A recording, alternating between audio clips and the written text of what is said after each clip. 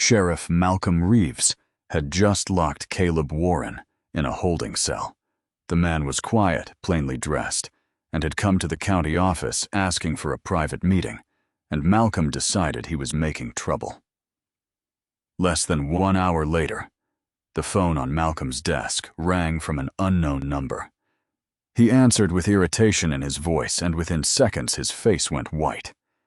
The voice on the other end said, "Sheriff, this is the White House Situation Room.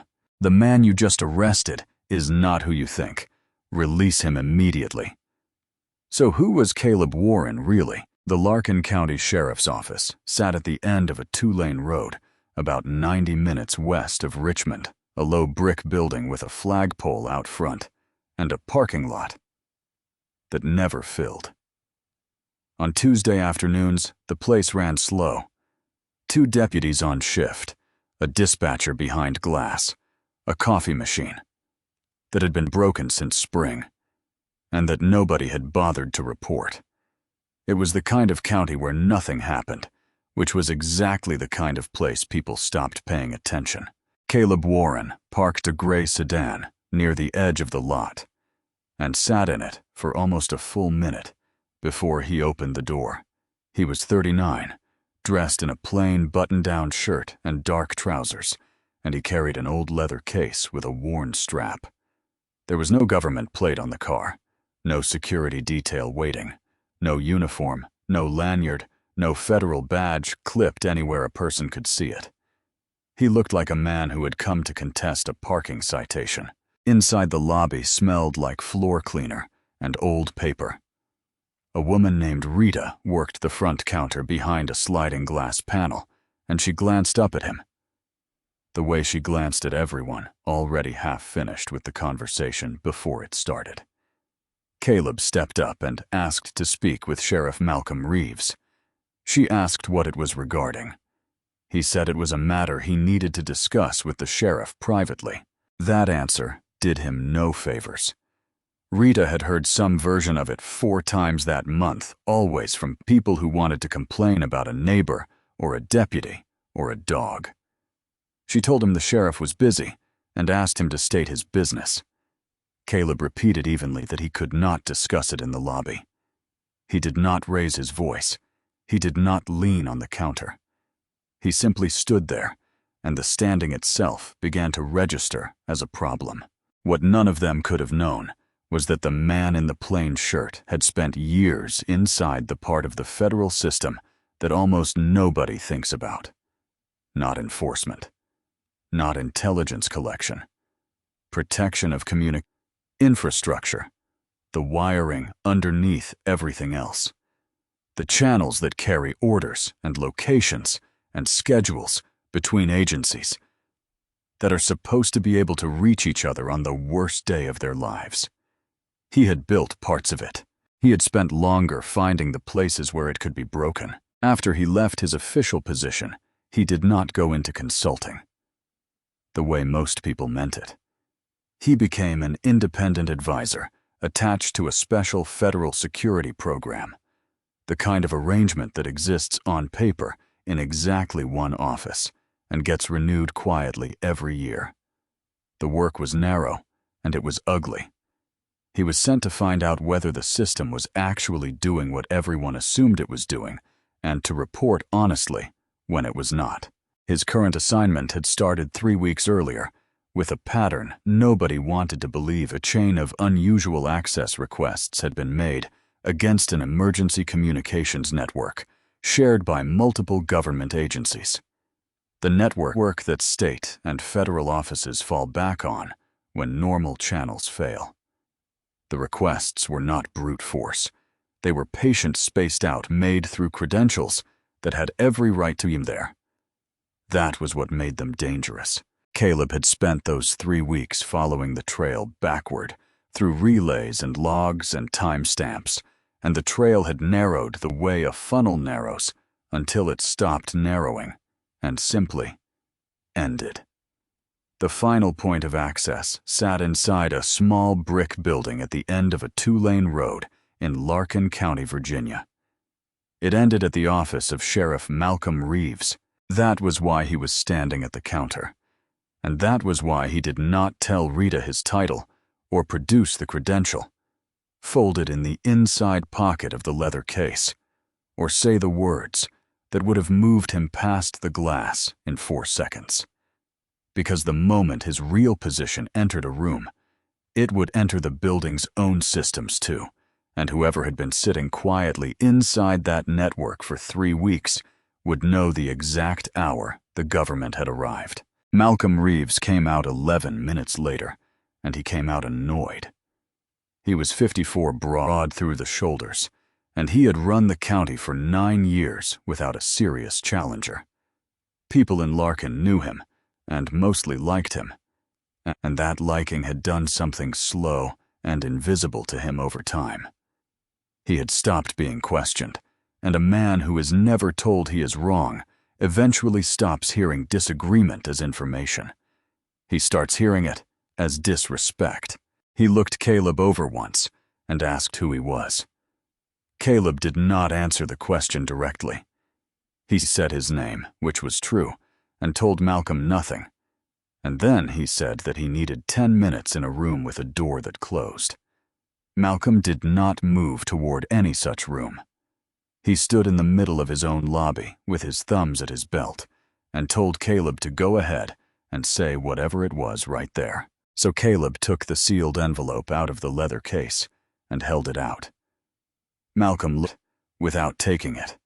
Caleb told him the envelope contained an authorization reference and a contact line, and that what he needed from the sheriff was simple and immediate. He needed Malcolm to temporarily freeze administrative access to part of the department's communication system. Not shut it down, not report it. Freeze it, and preserve everything on the servers exactly as it stood. Deputy Aaron Doyle had come out from the back hallway by then, and was standing near the corner of the counter with a file in his hand. Not part of the conversation, but close enough to hear it. He watched Malcolm's jaw set. He had seen that expression before, and it had never once been followed by something good. Malcolm took the envelope, turned it over, and did not open it. He asked Caleb for identification. Caleb produced a Virginia driver's license, which Malcolm looked at for a long moment, before handing it back like it had insulted him. Then Malcolm asked the question that mattered to him more than anything else that had been said so far. He asked what agency Caleb was with and what authority he thought he had to walk into a sheriff's office and start giving instructions about that office's equipment. Caleb told him the only thing he was permitted to tell him. He said he was operating under a classified assignment, that he could not confirm the agency, and that a contact in Washington would verify his standing when verification became necessary. He did not say Washington might confirm him.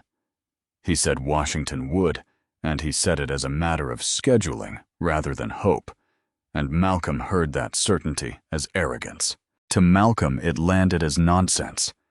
A man in a wrinkled shirt with a driver's license and a sealed envelope, standing in a county lobby, claiming Washington would vouch for him at some unspecified future moment. He had been sheriff for 9 years. He had never once had a legitimate federal officer approach him this way. Legitimate people came with credentials and phone calls and other people. This man had come alone with a story. Caleb saw the conclusion form on his face and tried to move underneath it. He said that whatever Malcolm believed about him personally did not change the technical facts, and the technical facts were these. For a period of weeks, he had not yet identified had been drawing information out of a shared emergency communications network. Travel schedules, secure channel assignments, operational activity belonging to several government offices, the kind of material that has no value on its own and enormous value in combination. He told Malcolm that if the system in that building continued running as it currently was, someone could still be watching information flows that were never supposed to leave the government network at all. He said it plainly without pressure, the way a man reads a number off a page. He was not accusing the sheriff of anything. He was telling him his house had a door standing open. Malcolm did not hear it that way. He heard a stranger implying his department was compromised in his own lobby, in front of his own dispatcher and his own deputy, while refusing to produce a single piece of paper that would justify saying it. Everything after that ran downhill. The argument escalated, in the way those arguments always escalate, not through volume, but through narrowing. Malcolm stopped asking about the system entirely. Every question he asked from that point forward was about Caleb. Who sent you?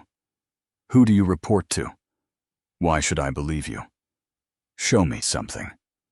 Aaron Doyle noticed it, and did not say anything, because there was nothing a deputy could say to a sheriff in that moment that would not cost him. Finally, Malcolm gave the ultimatum.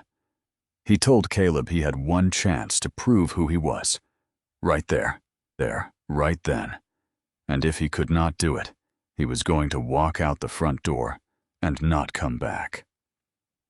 He said it loud enough that Rita stopped typing behind the glass. Caleb understood exactly what he was being asked to trade. If he gave Malcolm what he wanted, the sheriff would make a call. That call would go through the department's own lines.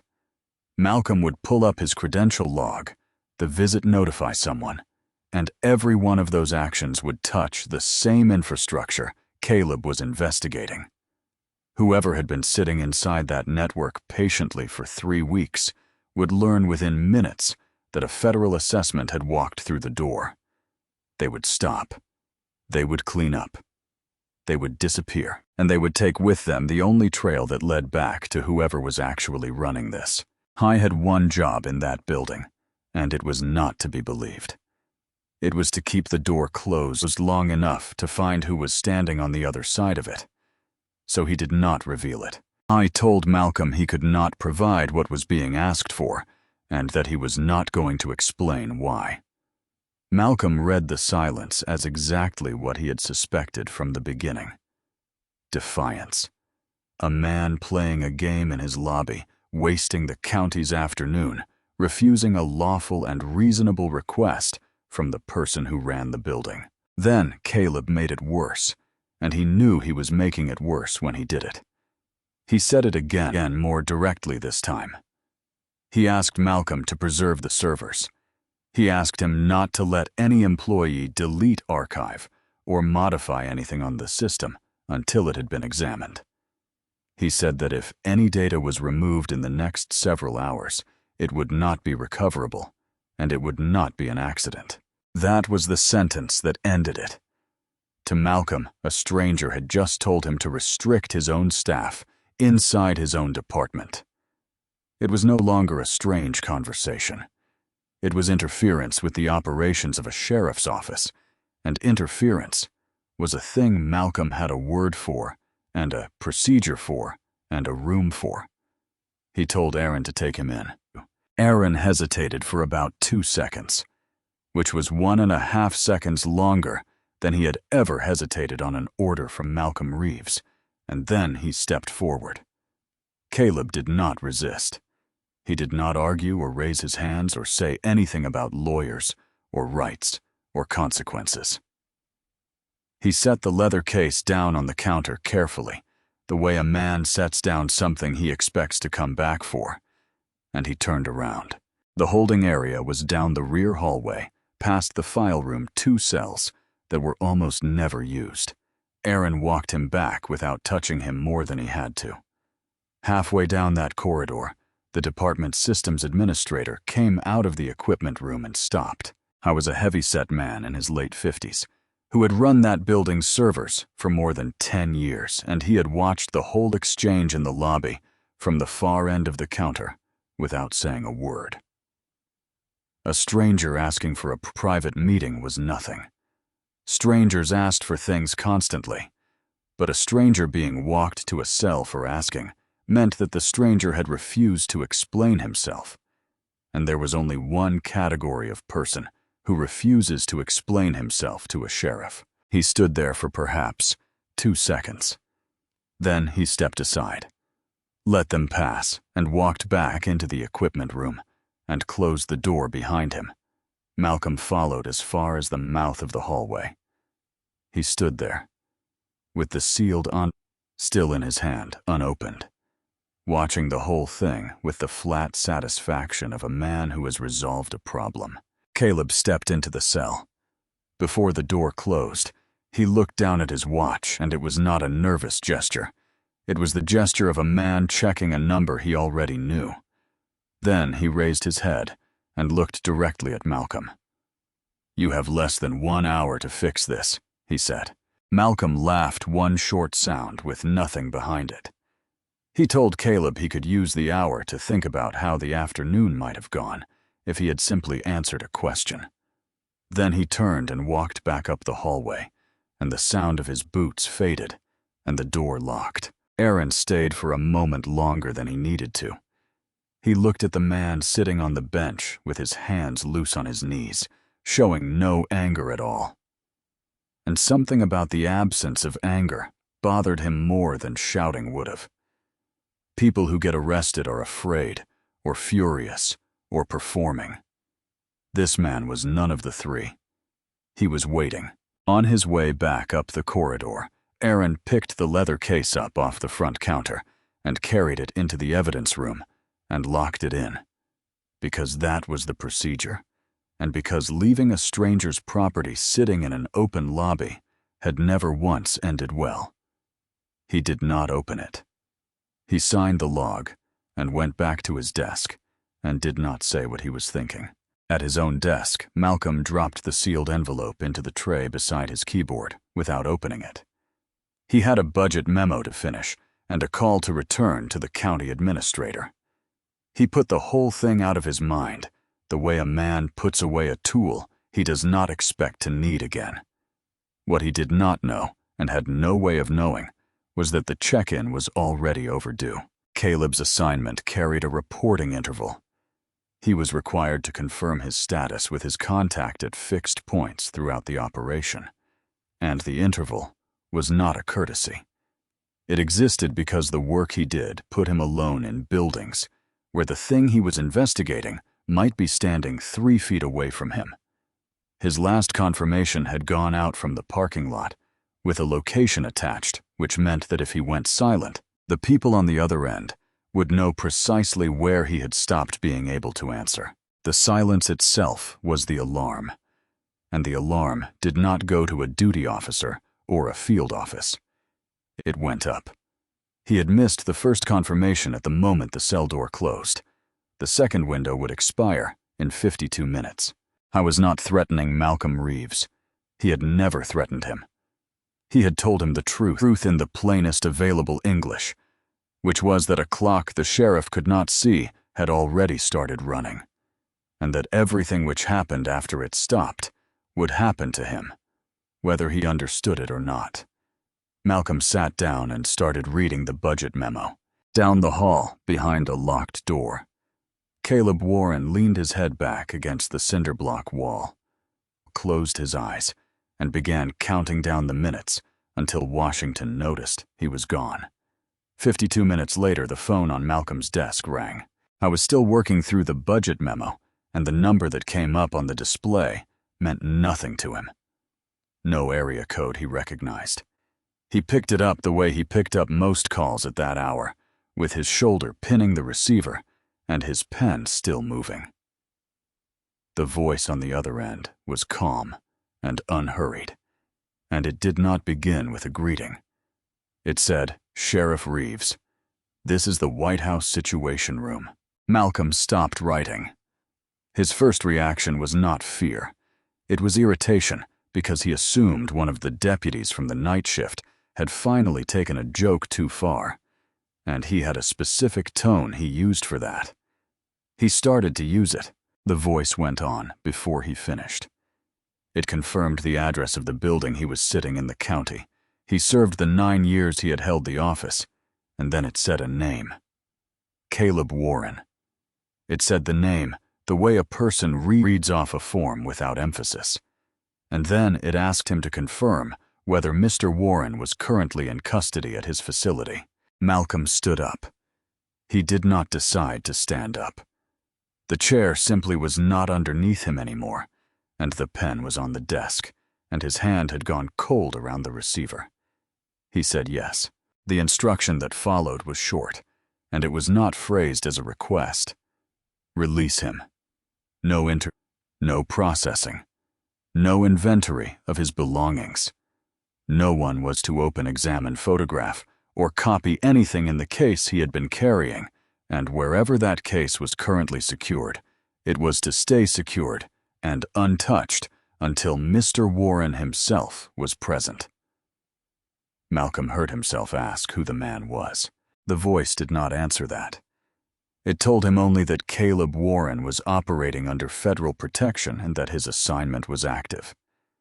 Then it told him that the detention had now been logged in Washington, and it delivered that sentence, the way a doctor delivers a diagnosis, as a fact that had already finished happening and was not open to discussion. A federal team was en route. It gave him an arrival window and asked whether he understood the instructions as given. Malcolm said he understood. The line ended. He stood there, holding a dead receiver in an office he had run for 9 years. And for the first time in most of those years, he had the sensation of being small inside his own building. Through the glass partition at the end of the corridor, he could see the corner of the holding area door. He had walked past it an hour ago feeling like a man who had settled something. He put the phone down and looked at the tray beside his keyboard. The sealed envelope was still sitting where he had dropped it, unopened with a coffee ring on one corner.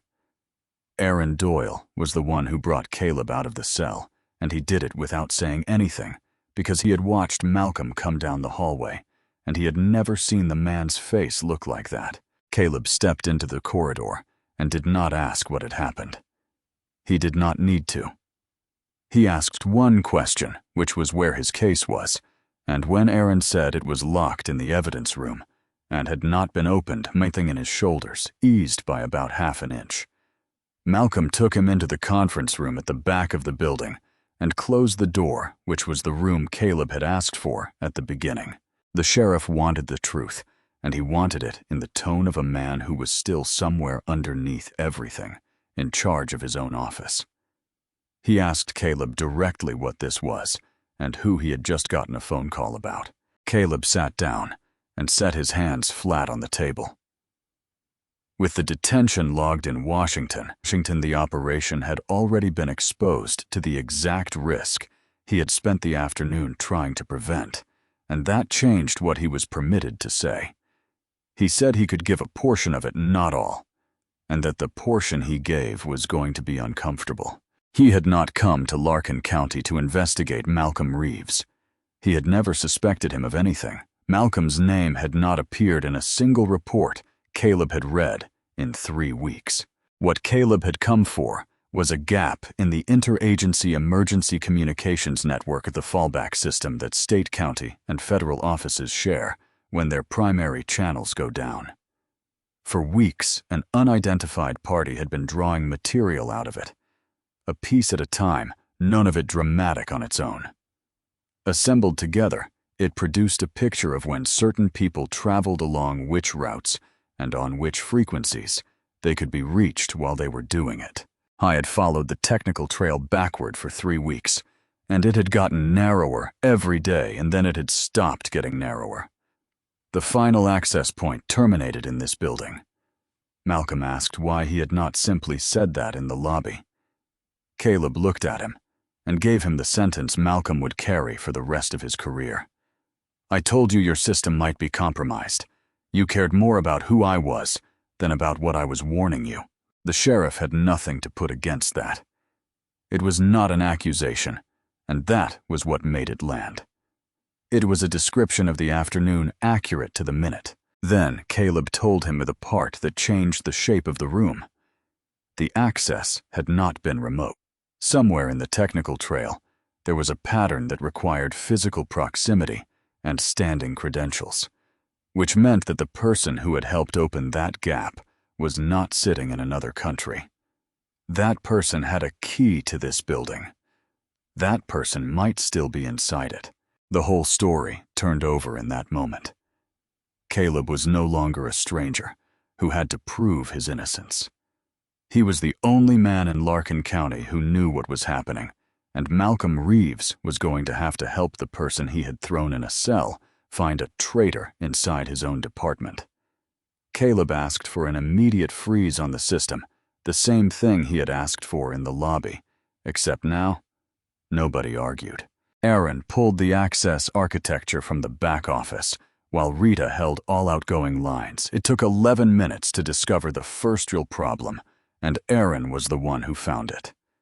A block of the administrative access logs was gone. Not corrupted, not overwritten by a routine process. Removed cleanly in a window that started roughly 40 minutes after Caleb had been walked down the rear corridor. Caleb looked at the gap on the screen for a while without speaking. Then he said what it meant. Somebody in this building had watched a stranger get taken to a cell for refusing to identify himself, and had understood immediately what that refusal implied, and had gone straight to the servers. Nobody had been told who Caleb was. Nobody had needed to be. A man who will not explain himself to a sheriff is a man with clearance, and only one kind of person does that arithmetic in under a minute. Malcolm pulled the roster of employees with high-level system credentials.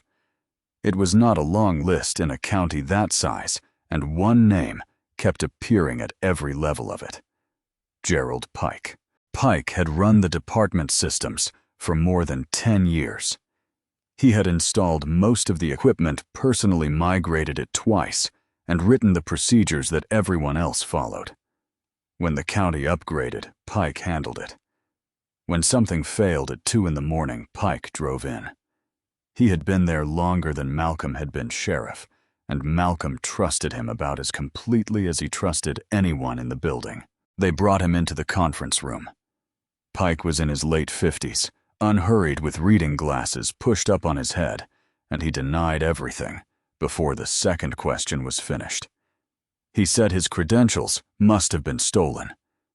He pointed out correctly that his account information was on file in 3 separate systems, and that anyone with moderate skill could have lifted it. He said it steadily without sweating, and he said it to Malcolm rather than to Caleb. It worked at least partially. Malcolm had known this man for 9 years, and had known a stranger for 2 hours, and doubt started moving back the other direction. He began pressing Caleb on the reliability of his own analysis, asking how certain. He was asking whether the missing logs could have a routine explanation, asking whether it was possible the whole trail led somewhere else, and this office was just a relay. Caleb did not defend himself. He went back to the terminal instead, and kept working because the argument was not going to be settled by anyone's opinion of anyone. What he found was the detail that could not be explained by stolen credentials. The suspicious access events had not just used Pike's account. They had been executed from a specific physical device, and that device sat inside a restricted equipment area at the rear of the building that only a small number of employees could enter at all. Stolen credentials could be used from anywhere on Earth. Standing inside that room required a body. Caleb put the log on the screen and said, without raising his voice, that whoever did this had been physically present in that room on 11 separate occasions. The conference room went quiet, and in the quiet, everyone heard the same thing at the same time, which was the sound of a chair scraping in the hallway. Pike was already moving toward the side exit, and he had his phone in his hand. Aaron Doyle came out of the doorway and got to him about 15 feet short of it. He did not draw anything. He put a hand flat on Pike's chest and told him to stop, and Pike stopped. And by then, the phone was already back in his pocket, and his thumb had already done what it needed to do. Malcolm came up the corridor with an expression that had gone completely empty, and Aaron handed Pike off to him and stepped back. It should have ended there. It did not. 90 seconds later, Caleb saw a process spawn on the terminal he had left open, and he understood what it was before it finished its first cycle. Pike had built himself a fire exit years earlier, a remote wipe on a short delay, and he had triggered it in the 10 steps between the conference room door and Aaron's hand. Caleb killed the connection at the physical layer, which meant calling a port number across the room while Aaron pulled a cable out of a wall. It stopped most of it. Most was not all. The federal team arrived 20 minutes later. 4 vehicles, and they took the facility apart methodically. Every terminal was isolated. Every phone line routed through their own equipment. Every employee moved into the front lobby and kept there. Pike was taken into custody and put in the same holding area where Caleb had spent his afternoon, which nobody in the building mentioned out loud. Then the technical lead came out of the equipment room and found Caleb, and the news was the worst version of it. Before the wipe, before the cable came out of the wall, before anyone in Washington had known there was a reason to send anybody, a data package had already been transmitted out of the building. Caleb went in and looked at the transmission record himself, and the size of it told him what was in that. Before he opened the manifest, it contained material related to a federal protective operation scheduled to take place within the coming weeks. Not a description of it, the working detail of it, timing transit corridors, and the secure channel assignments the officers involved would be using to coordinate while the operation was underway. In other words, everything a person would need to know, exactly where a protected movement would be and exactly how to listen to it while it happened. Under questioning, Pike stopped denying. He said he had granted third-party access in exchange for money. He gave the figure himself, which was $40,000 paid across 4 transfers over 11 months. And he said it flatly, the way a man says a number he has already said to himself 1,000 times. He insisted he had never known what any of it was for.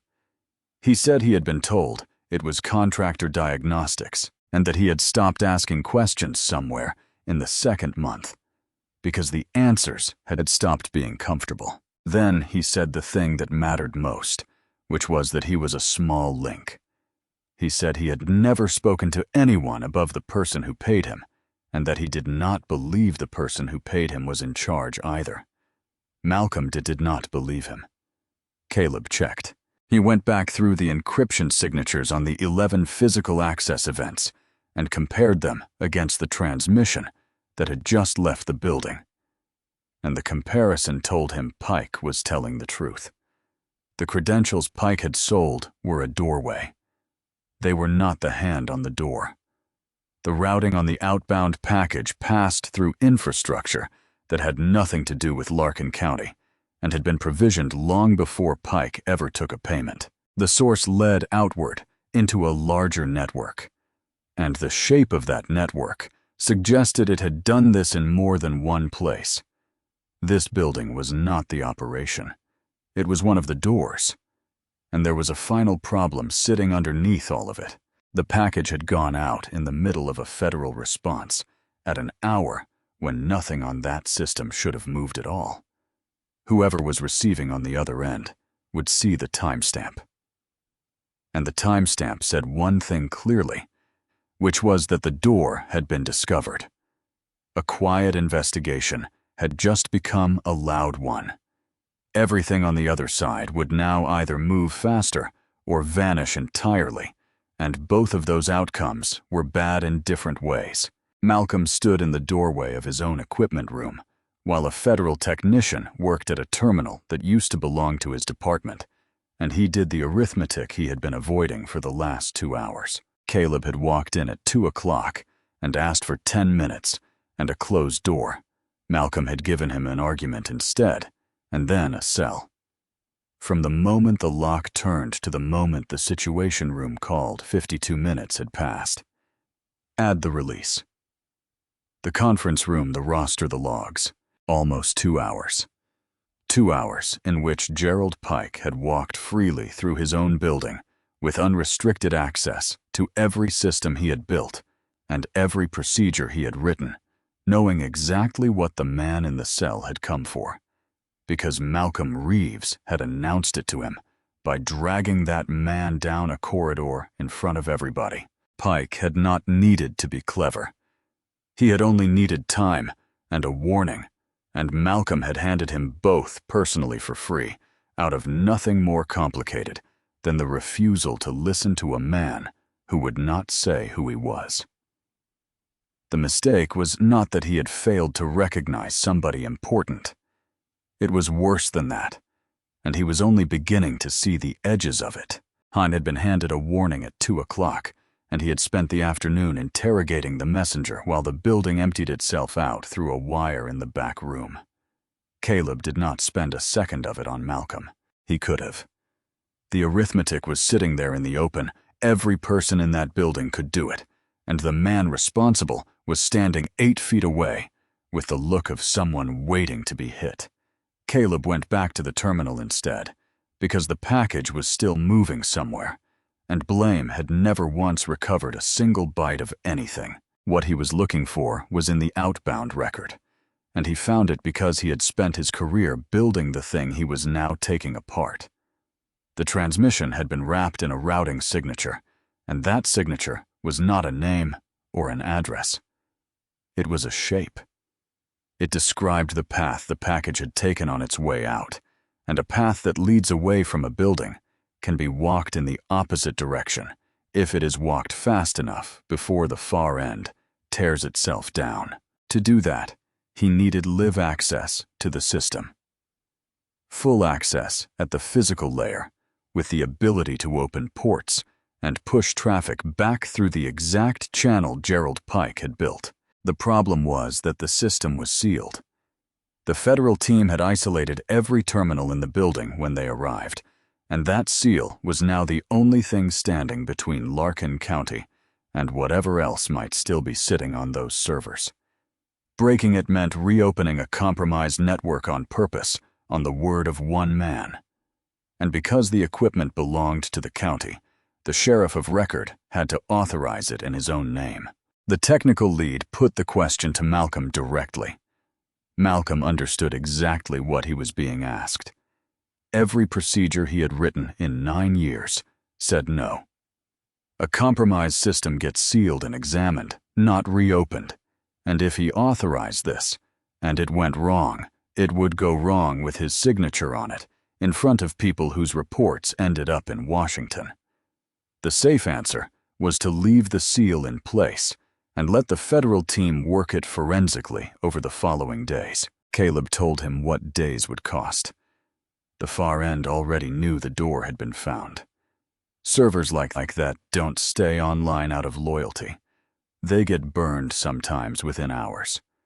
The signature in that routing path was the only handle anyone had on the network that had taken the protective operations schedule, and it existed right now, and it would not exist tomorrow.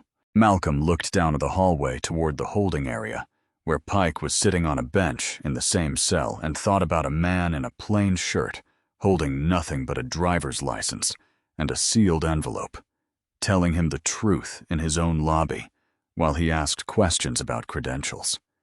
Less than an hour earlier, he had chosen the procedure over the person in front of him, the way he had chosen it for 9 years, without once being made to look at the cost. He told the technical lead to give Caleb everything. Full control, every port, no restrictions. When the lead asked him to confirm it for the record, Malcolm confirmed it out loud. And then he stepped back from the terminal and did the hardest thing available to him, which was nothing at all. Caleb worked for the next 4 hours with 2 federal technicians beside him. The method was ugly in a way that would never appear in any report. He did not attempt to break into anything. He used the channel Pike had opened, the same doorway that had been sold for $40,000, and he pushed traffic back through it, that looked exactly like the traffic the far end expected to receive. Every packet that came back carried a little more of the path with it. At the third hour, the far end started closing. Nodes began dropping in sequence, which meant somebody on the other side was doing precisely what Caleb had predicted, and the race stopped being theoretical. He stopped mapping and started grabbing, taking whatever the collapsing path would still give him. What it gave him was an intermediate server. It was not the top of anything. It was the relay the package had passed through on its way out of the country, and it was still holding the routing tables for the collection points that fed it, which was a mistake made by somebody moving too fast. The federal team took those tables and had them in Washington inside of 40 minutes. By that point, the picture was large enough to be genuinely frightening.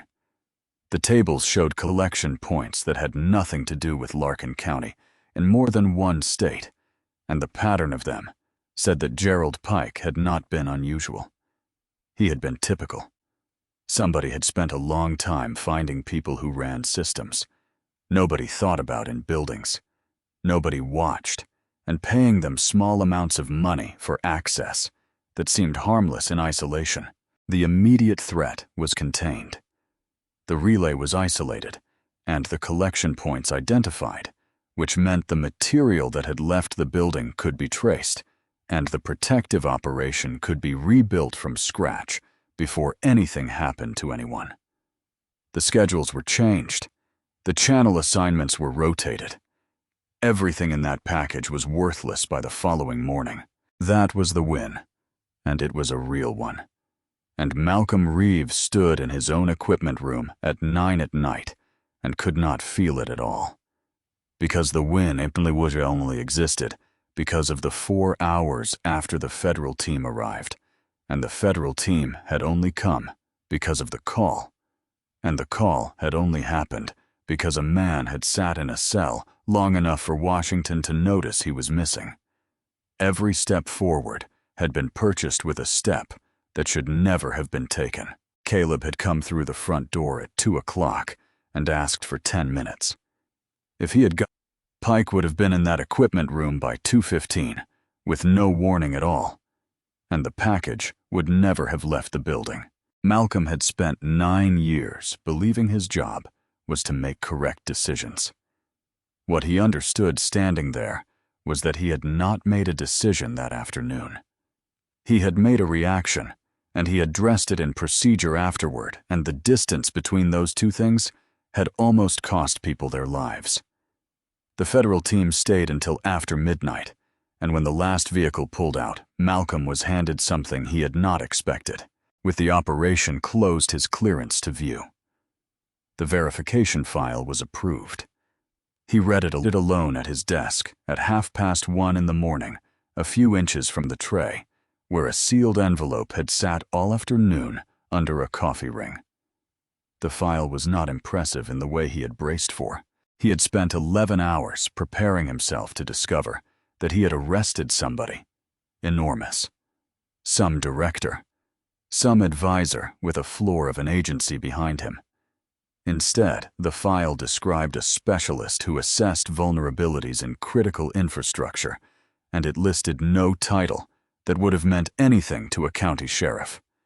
Caleb Warren was not the most powerful man in Washington. He was not a well-known official. I was not somebody who could walk into a room and be recognized by anyone in it. Malcolm read that section twice before he understood that it was not a limitation. It was the entire point. The job required a man who could stand in a lobby in a plain shirt with an old leather case and look like nothing at all, because that was the only way to see how a system actually behaved when nobody knew it was being evaluated.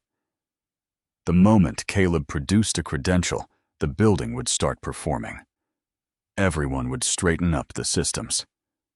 Administrator would look busy, and the thing he had come to find would go quiet and wait him out.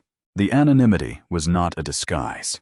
It was the instrument, and Malcolm had broken it personally with his own hands, in his own lobby, in front of his own staff. and one other person who had been watching very carefully from the end of the counter. Caleb came back the following morning to close out the technical portion, and Malcolm was waiting for him in the conference room. He apologized, and he did it properly, without qualifications or explanations, standing up using the word wrong about himself and nobody else. Caleb accepted it the way a man accepts a receipt for something he has already paid for. What he did not do was warm.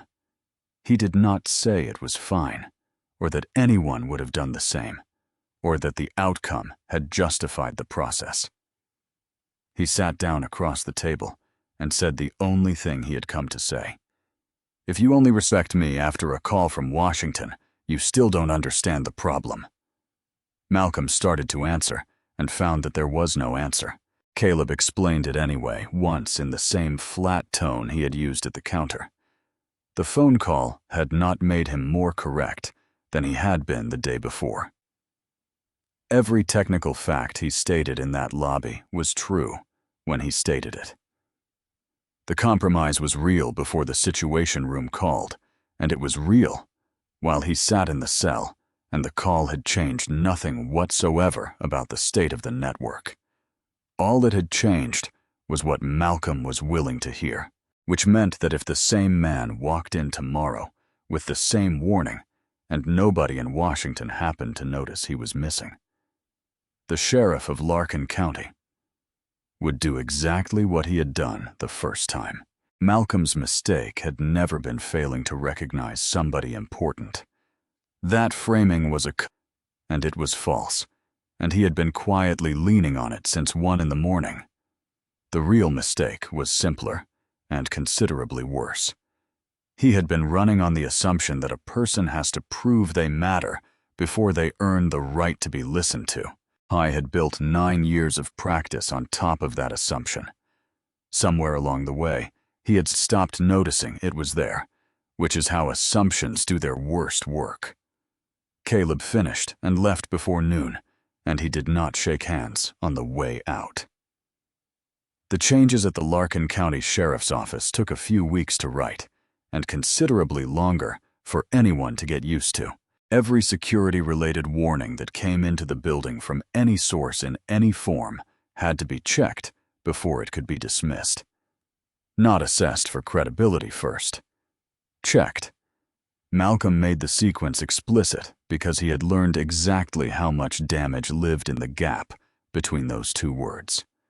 A warning that turns out to be nothing costs the department 20 minutes.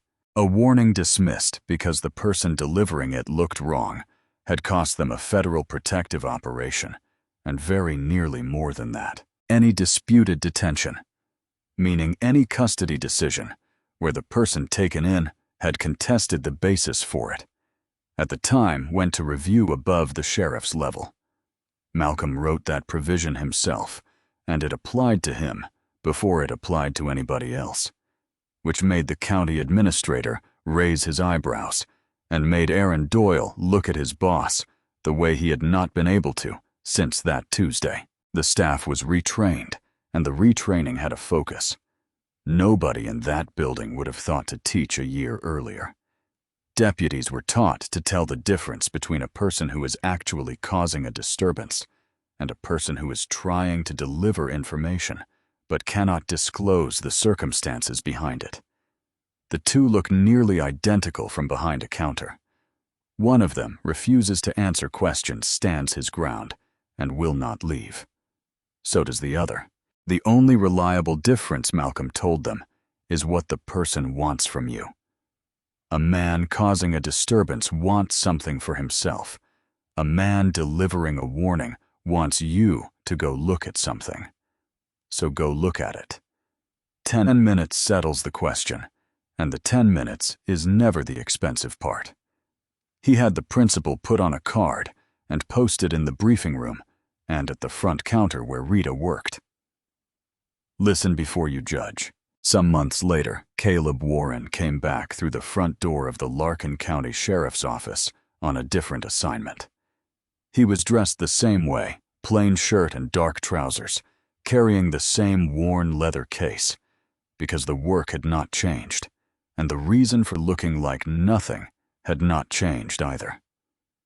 Rita saw him first, and did not ask him to state his business at the counter. Malcolm was in the corridor when Caleb came through, and he watched him cross the lobby and felt the whole previous year arrive at once. Nobody asked him for identification. Nobody asked what agency he was with, or who had sent him, or what authority he thought he had. Nobody in that building required him to prove he was important before they were willing to hear what he had come to say. Malcolm opened the door of the conference room and held it, and he asked the only question worth asking. "What do you need from us?" Caleb looked at him for a few seconds, long enough that Malcolm understood he was being measured, and that the measurement was not automatic and would not be permanent. Then he walked into the room and set the case on the table. The holding cell was still at the end of the hallway. It got used 2 or 3 times a month, the way it always had for drunk drivers, and domestic calls, and men who took swings at deputies. To everyone else in that building, it was just a room with a bench in it. To Malcolm Reeves, it was the largest mistake of his career, and he walked past it every day on purpose. The story closes on a lesson that does not require a badge to understand. Power does not make a person right, and an ordinary appearance does not make a person unworthy of being heard. A good leader is not the one who reaches judgment fastest.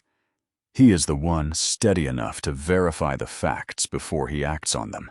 Respect should not arrive only after a title, a position, or a connection has been confirmed. Caleb Warren was exactly as correct standing at a counter with a driver's license in his hand as he was 1 hour later when the White House called.